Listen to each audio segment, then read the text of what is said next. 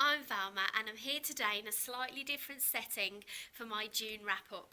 I'm actually filming in work because it's quite a quiet time for us now that all the exams and things are over.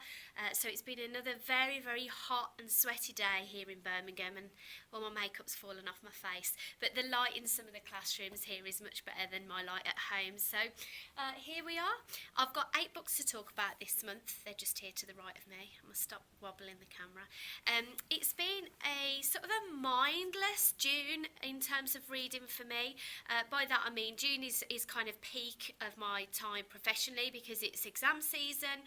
So between helping students revise and doing a lot of operational stuff around exams and training to mark the GCSE English exams as I am at the moment, I didn't really have time to choose my books carefully, and I just was picking up books from charity shops and reaching for books that were already on my shelf. So if you do prefer hearing people talk about more current books, please do bear with me. That's definitely coming, and July I've got lots of exciting things to talk about. But the books, the titles this month are older and ones that may be less familiar to you. Whether that's a good or a bad thing, I don't know. Certainly in terms of rating, it's been kind of lacklustre for me, but there's been a couple of highlights.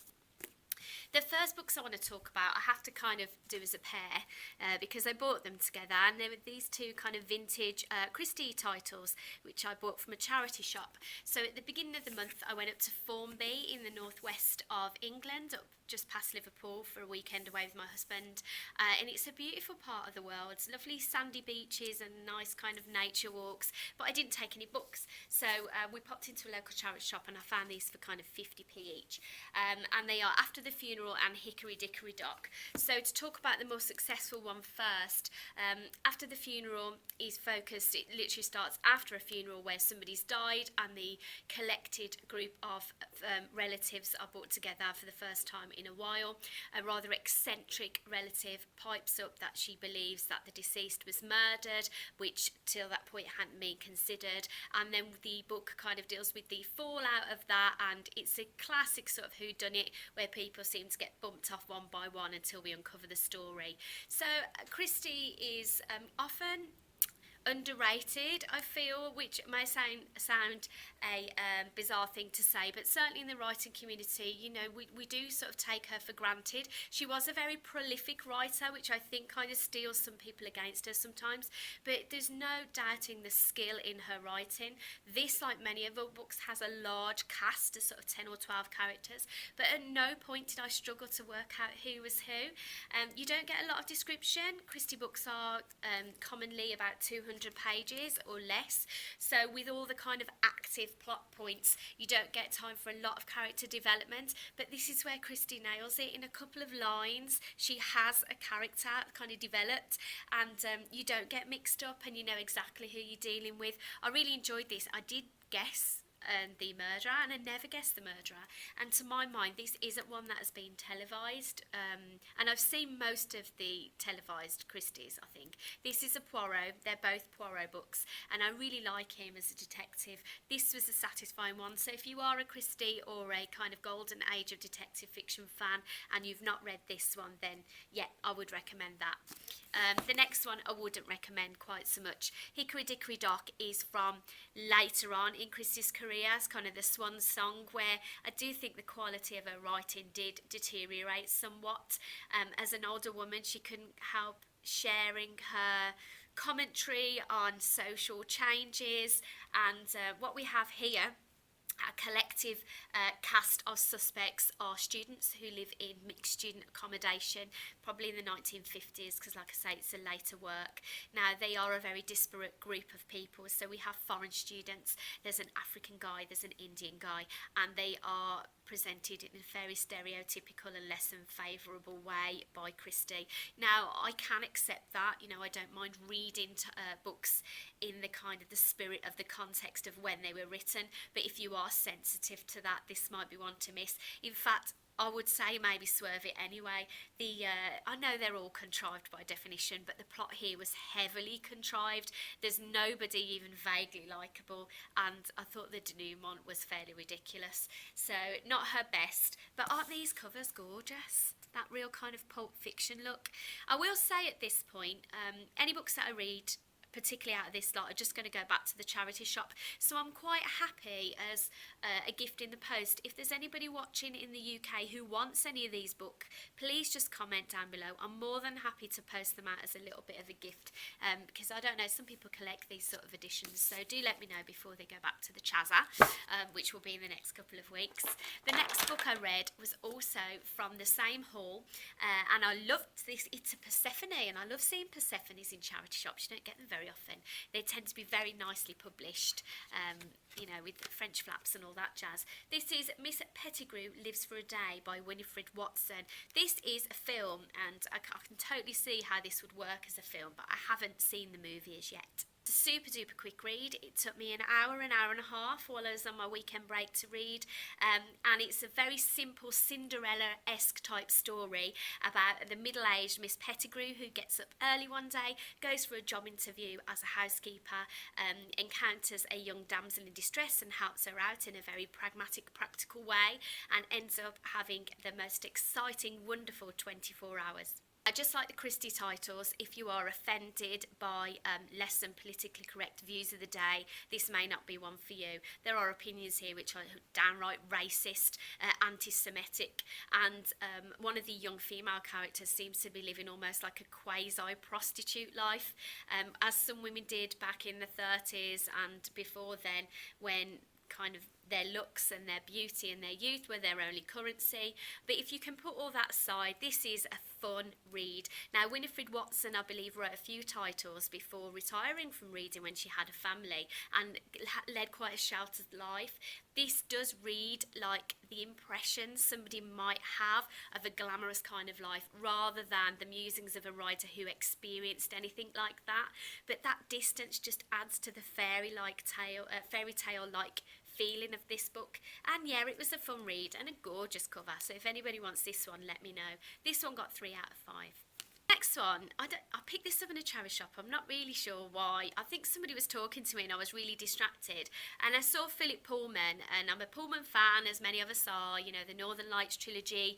We're all looking forward to the Book of Dust coming out in the autumn, but this looks like a real tacky chick lit type thriller, and I wasn't sure whether it had just been published badly, because that's not the kind of writing you associate Pullman with, but sadly I think the cover actually reflects the story inside. So it is a thriller. If I read you the line from the back, it just says, Chris Marshall met the girl he was going to kill on a warm Oxford night in early June.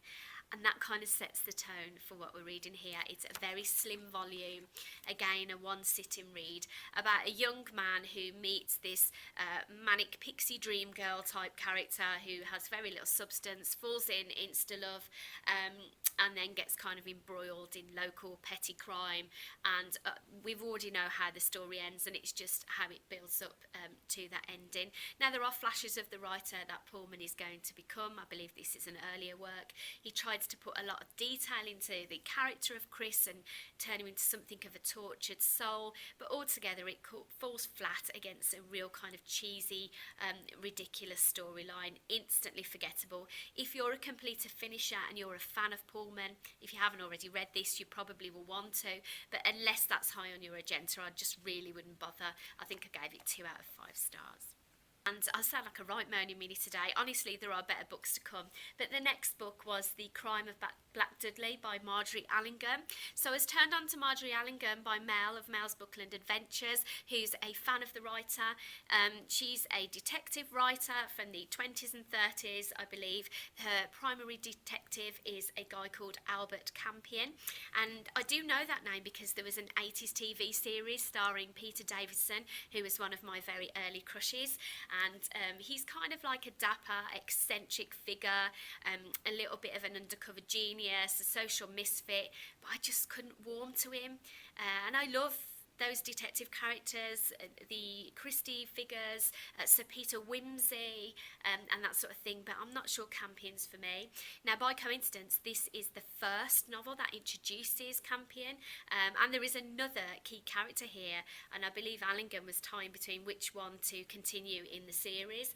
It's a classic kind of group of people end up in a stately home, and after dinner, they carry out a parlour game with a sacrificial, ceremonial dagger in the dark, playing hide and seek, ends in tragedy, and then we have the sort of the locked room mystery of what's really going on. They're not so much murder mysteries as I think more broader crime dramas, although Mel may be able to correct me on that. I don't rule out trying another one, but there wasn't enough here to kind of light a fire under me, but that just may have been my reading mood this month. But it did get better.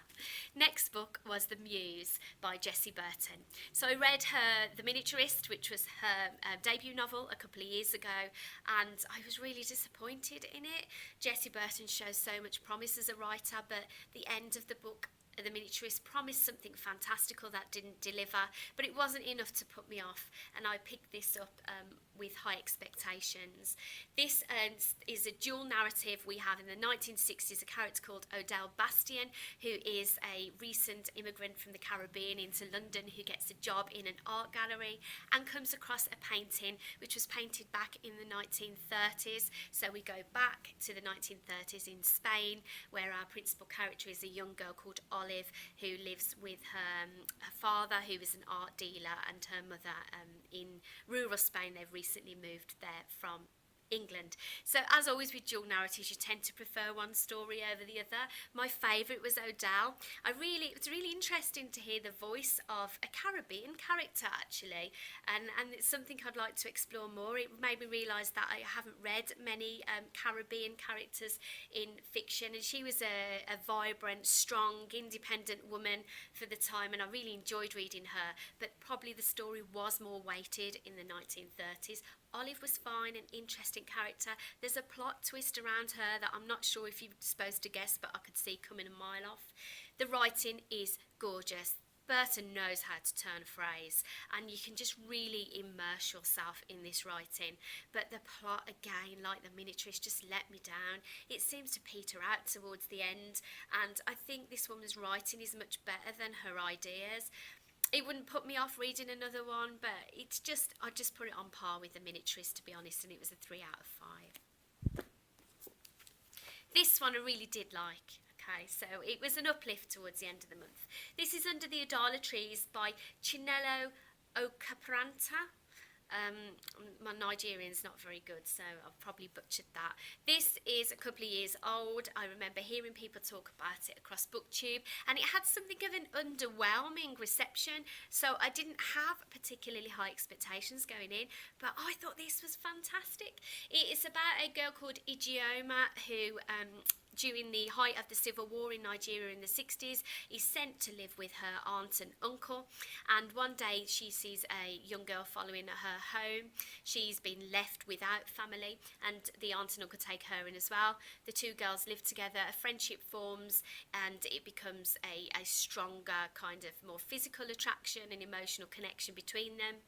This is discovered and they are split up in disgrace, and then we kind of follow Ijeoma's journey into blossoming into a young woman and her relationships, how she comes to terms with being a gay woman in Nigeria in what is a very, very challenging time. There are inevitably going to be comparisons with Chimamanda Ngozi Adichie's writing, and I feel a bit sorry that this writer might be sitting in her shadows somewhat, because I thought this was such a strong story on its own. It's Pride Month here, so if you are out to seek some more LGBT titles, I would recommend this, and I have this copy up for grabs if anybody wants it. I gave this 4 out of 5 stars. I don't know if this writer has written any other books, but I'd quite gladly seek them out. This was great. And I finished the month on my favourite book, which was a reread for me of The Beach by Alex Garland. So this I read as part of the Harry Potter Cozy Reading Night, which was hosted by Lauren from Lauren in the Books. I know it's not Harry Potter, but it was because Harry Potter had been out 20 years, and this was also written around 20 years ago. I loved it at the time. I haven't heard much of it in recent years. There was a film made with Leonardo DiCaprio, which most people will know, so I decided to give it another go. I think this book is due for a little bit of a resurgence. I think this is a forgotten modern cult classic, and I just really enjoyed visiting it again. So we've got Richard here, who is a seasoned traveller.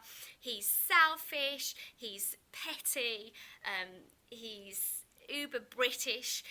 He's a completely flawed hero, but you do get behind him. He's in Thailand when he's staying in a hostel. The guy next to him suddenly dies, and he finds a map in this guy's possession of a mythical beach somewhere off the beaten track, which is every traveller's dream at the time.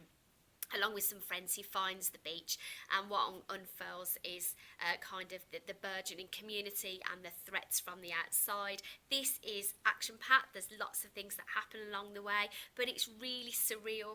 Richard starts to, his mental state starts to change. We're never quite sure what's real and what's not real. There's a recurring character, so the guy gets murdered in the beginning, continues to visit Richard throughout the book. And if anybody's seen an American Werewolf in London, where there's two guys at the beginning and one of them gets killed but continues to kind of haunt his friend throughout the film, it reminded me a lot of that.